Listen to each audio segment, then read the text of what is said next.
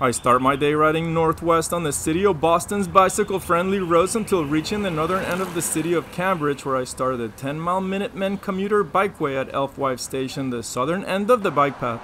Once I reach the end of the Minutemen commuter bikeway at its northern terminus in the town of Bedford, I hop over onto narrow gauge rail trail, where I eventually find myself heading away from my intended route, but luckily find the Blue Blaze Mountain bike trail that leads me to North Road and back on track.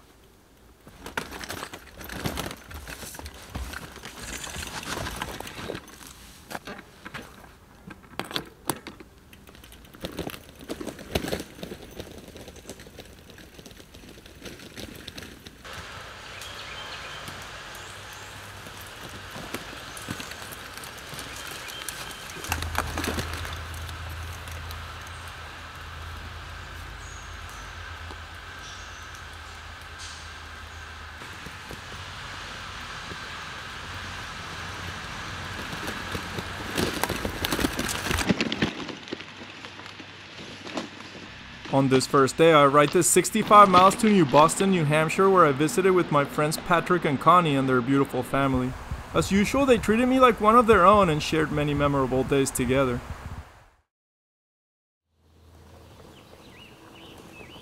I'm back on the road after 8 months since finishing my first crossing of the United States, and once again I'm heading west. My starting point this summer is from downtown Boston, where I assemble my bike after boxing it for the flight north from my hometown state of Florida. Even though with some jitters, I'm totally psyched to be back on the bike and ready to start creating amazing memories in the months to come. So much to see, learn, and absorb from this wonderful country and its people. On my second day, I ride 45 miles across hilly New Hampshire and end up in the city of Keene, where I met some wonderful people. Just had the best time. I was like lost down this trail that I couldn't find. I turn around, I come back, I see Norm's bike shop here, ski and bike shop.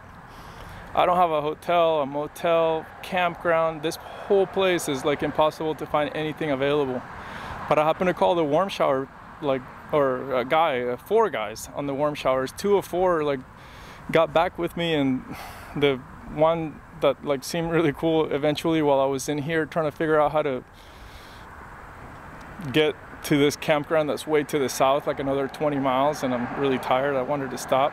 The guy calls me, and he's like the nicest guy. He came over here, he told me his wife's at home, just knock on the door and let her know, and that to just swing over there. It's only 5 miles away, but in the meantime, I had a little creaking noise on my bottom bracket, and the mechanic in there took a look at it, and he cleaned it because I don't have the tools to take it off, so he had to do it. He took the bottom bracket out. He said it looks good, even though it's got close to 4,500 miles on it. He cleaned it, put it back together. Had a little bend on my disc brake on the front. He bent it back. It was just a slight one, but enough for me to do it. And then I met the owner and all the workers, and we took the bikes in. They just closed shop, and I had a pretty cool experience meeting these people. Anyways, it's Norm's ski and bike shop. Now I'm gonna go to the Warmshower place, this guy's house, and get some rest. I'm pretty tired from all the little hills, the little steep hills of New Hampshire. It looks so goofy. Oh god. I thought you were sending it.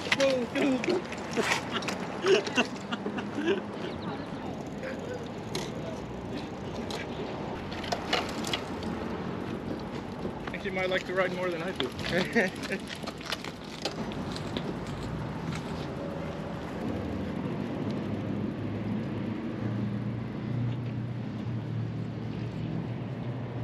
After hanging a while with Norm's ski and bike shop's crew, I ride the 5 miles to the western end of the city of Keene, where I will be staying in the backyard garden of Eric and Debbie's home, a Warmshowers host family. Warmshowers is the free worldwide hospitality exchange for the bicycle touring community. Being the second time I have ever tried Warmshowers, I was a bit nervous about what I might be getting myself into, but as soon as I arrived, I realized I was in good hands. Debbie had left me a kind note making me feel welcomed and offering their guest bathroom for a quick shower. I pitched my tent in their backyard and later met Eric, who brought me an unexpected dinner plate that was superb.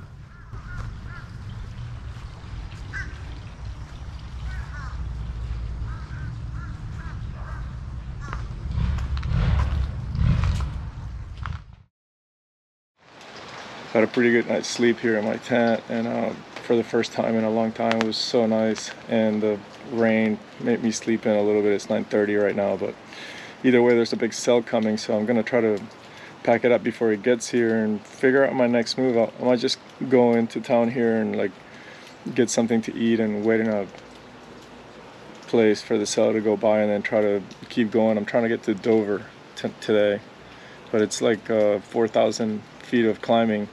My legs are not ready for that unless it's not very steep. If it's not very steep I can do it, but the way it's been around here it's gonna be difficult. So I have other options in between and we'll see what happens. I have no idea where I'll end up tonight. I'm gonna break down the tent wet and dry it out later. It'll add some extra weight to my bike, but it's okay.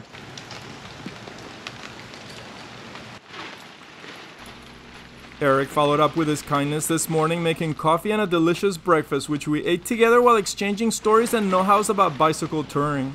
He had much information to share with me, which I gladly took in and saved in my memory bank for later. I feel as if I made a friend in him and hope someday to ride some miles together with him and his bicycle touring family. Once this morning's rain stops and Eric and I share goodbyes, I anxiously get on the road towards Vermont's Hogback Mountain. So I'm here with Eric. He hosted me through Warmshowers. It's really my first Warmshowers, even though it's the second one. The first one I was never a member for. This is the first time that I've subscribed to the free economy system, and he gave me 3 tips this morning about it because I didn't really know much. And the first one was that I should give more heads up because I called him yesterday, and it was kind of like a last minute. I couldn't find a hotel and stuff, and I'm kind of nervous about using it for the first time, but it was amazing. Like I'll tell you guys about it later in a minute. But the second one was to never leave any money. That's like what he said. And then the third one was to, what was the third one, Eric? Well, you can show your appreciation. You know, certainly that as you're there, you know, if you pick up some kind of small little gift or something in advance or as a thank you later, but just make sure that you work on building your profile with reviews. Oh, on the profile too. Right, on the Warmshowers site. So leave a review both ends, like you leave a review for me and I leave a review for you. That's right, because then it helps people, it helps with the system of trust, because you are going into someone's house and they're welcoming someone that they've never met before, and often you end up after that time best friends for life. It's like we haven't seen each other in years, but you used as an example, like leaving a jar of jelly that you might pick up beforehand in case you stay at some Warmshowers place. Yeah, if you're just picking up something, you know, you're always gonna, in cycling, run across farm stands, you know, whether it's some fresh fruit, you know, nothing big, just something small little trinket. This was an amazing experience for me. Eric and his wife and their 11-year-old son, Tyler, right? Yeah. They rode from Boston all the way to Seattle. 10 years ago, yep. Tyler turned 12 on the trip, and it was a trip of a lifetime. At the end of the trip, he said, if I could do this, I could do anything. That's pretty cool. Yeah, most times people think that a bicycle touring, since it's coming from me, it's like some guy, crazy guy going like, but it's not. It's like, I try to tell people it's couples, and then you hear about like couples with children, and they're like having a life experience like no other. It's pretty cool. Yeah, it's great to have met you. Thank you. It's great to meet you too. Same here. All right, I'm off. I gotta get on the road. Back on the road. Let's go.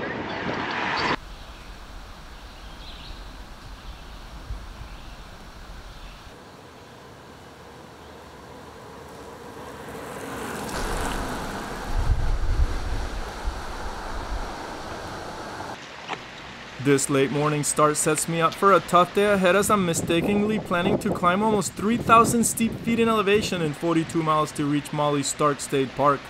I take Arch Street and Chesterfield Road to reach Franklin Pierce Highway, where I get into a faster paced traffic and entertaining hills. For several miles I ride up and down these hills, enjoying the drops immensely, but once again I find myself in this often scenario where I'm unwilling to look ahead at the task at hand. I believe I do this unconsciously so as to find adventure by not letting myself know what exactly to expect.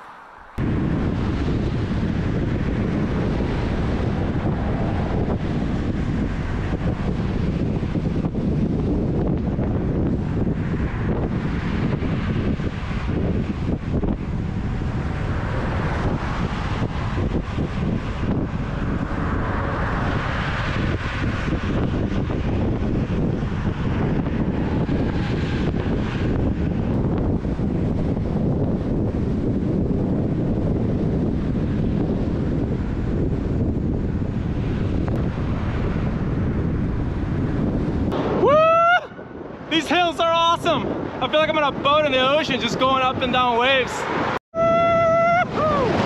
Hauling ass!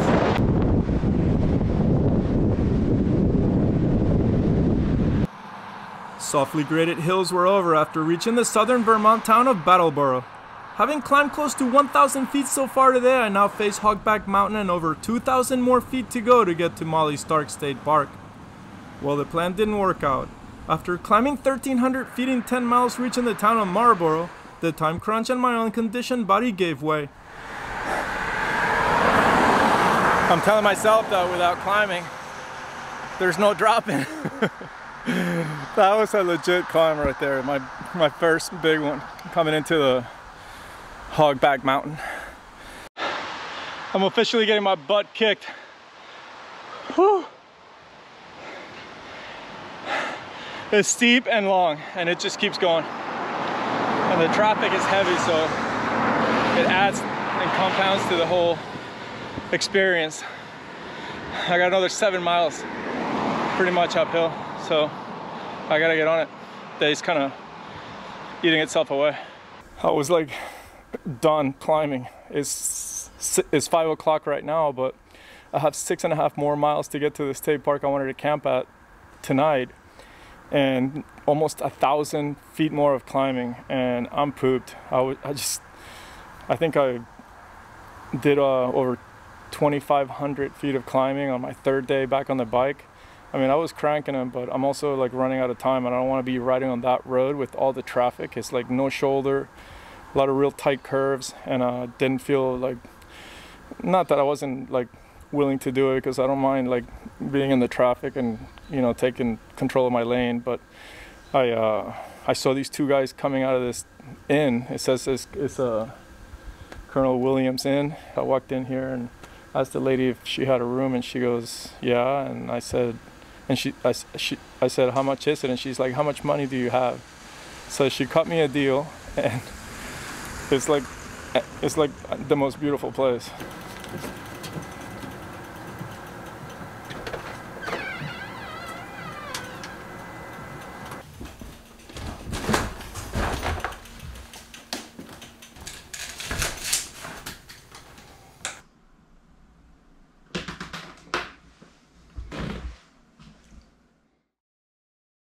I'm leaving Colonel Williams Inn.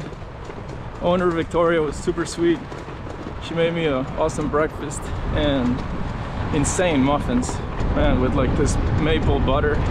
Whew! I ate everything, and fruit, and a lot of coffee.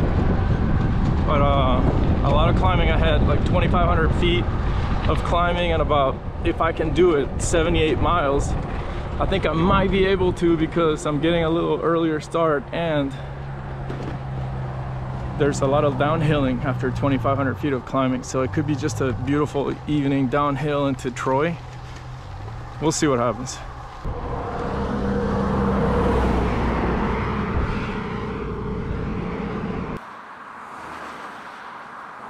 This next day proved to be one of the most memorable of my early days of this summer.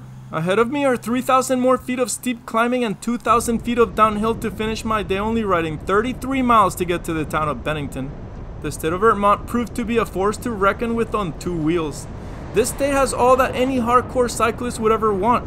Scenery, low traffic, well-paved clean roads, and serious steep grades all over.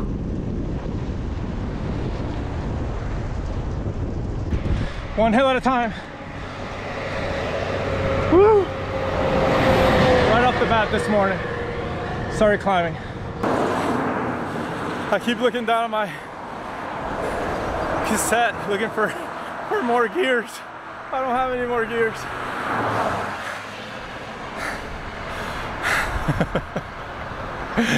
Why do I do this? I know why. I'll show you in a little bit.